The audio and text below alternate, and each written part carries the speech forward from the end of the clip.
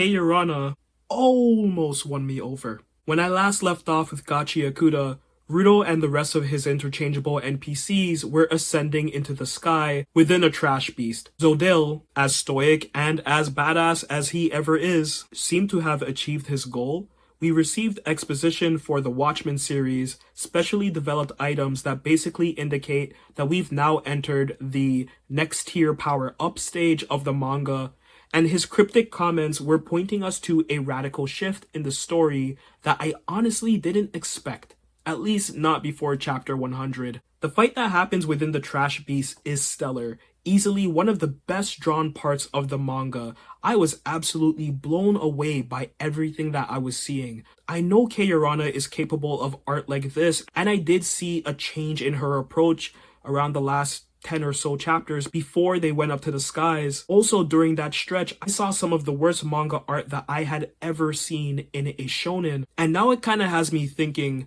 that Gachiakuta is a long-term vision series. Some people have come out and said, oh, you have to wait, you have to give it time, you have to let it develop. And I strongly disagree in this case. It does not take 70 odd chapters to develop your story to get to this point. If you look back at everything that has happened in Gachi, you can cut down this shit by at least 25 chapters. And I think editorial got in the ear of Urana because things are happening at a much quicker pace. There's been a pause on a lot of the unnecessary and a tripling down on what actually works for this series. And maybe that whole long-term vision for Gachiakuta is now starting to be sped up a bit. Listen, there's nothing wrong with rushing the process. I was really impressed to see Ruto's growth as a character. Him turning the nail gun into a cannon is fantastic. I don't care if it's happening quickly, his utilization of his powers makes up for all of the bullshit that we've had to endure with him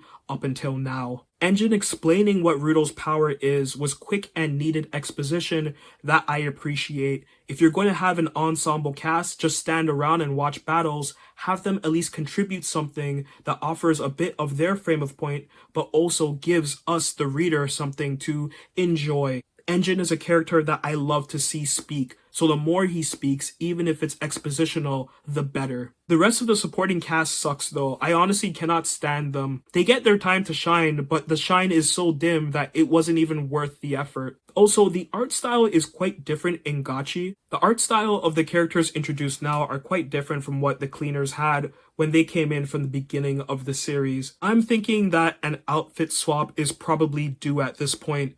Maybe a hairstyle refresh too. Why not? The writing is still a little bit shaky. I don't like Ruto getting sappy over discarded things at all. It adds absolutely nothing to his character. He already has other traits that can be played on. He has anger management issues, right? So why not have him continue to get over that? He also wants to find fulfillment in this job. Why not have Ruto have that as his main focus? Him getting sappy and crying over trash, having empathy towards his enemies' fucking garbage is so stupid. It adds absolutely nothing to the character, and it just seems like a weird way to add humanity to a character that was already the most human amongst everyone else in the show. It's through this arc that I was finally able to pinpoint what I don't like about Urana's style. They trade great storytelling for art, and vice versa. There will be a 10-chapter stretch where Gachi is actually really solid. Not the best thing that I've ever read,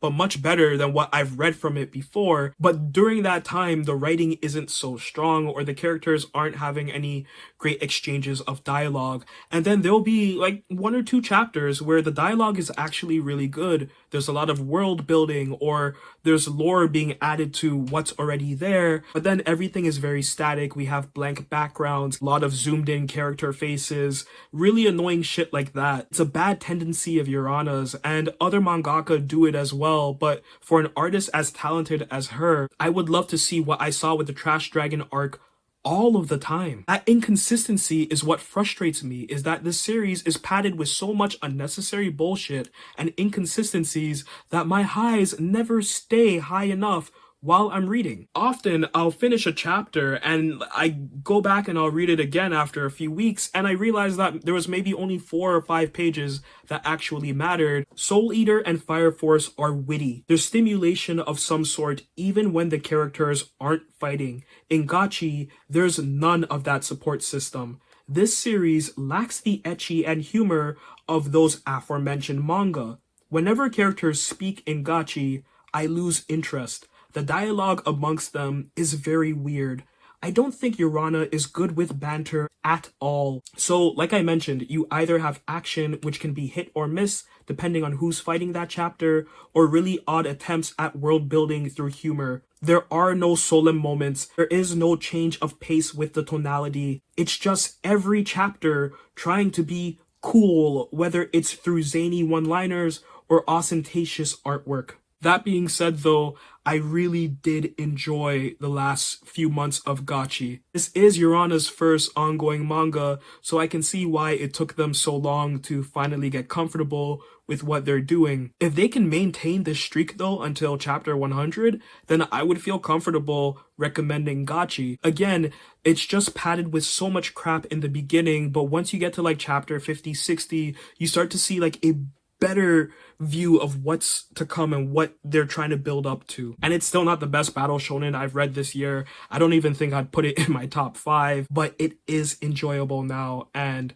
I'm very happy to say that Gachi gets better.